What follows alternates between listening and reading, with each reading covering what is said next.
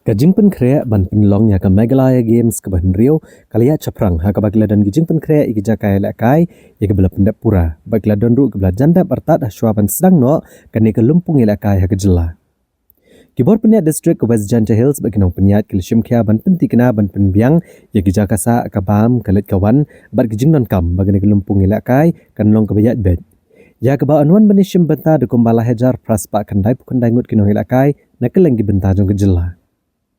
Hagan ng Meghalaya Games an penlong yang gijing kop lakai hagi arp kundai teli gijat jing lakai kaban lang norok arpo hado ka arp santrik kala lengkot arhajar arpusan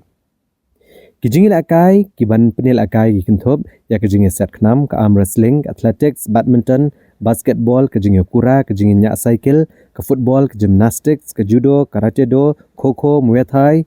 softball sports climbing table tennis taekwondo lawn tennis volleyball ka wushu, kijing la kai tenrai, ka rollball,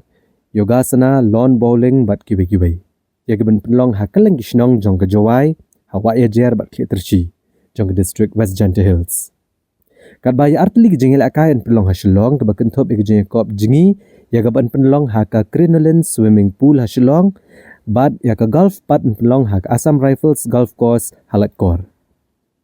Ya ka Meghalaya Games an play perdah ka khatlai trik mentau kala lengkot Menteri Ketenat Sports and Youth Affairs ke Jela ubak Syakliar Warjeri ha ke jingalang ke benong ha ke District Library Auditorium ha mentong ha Jowai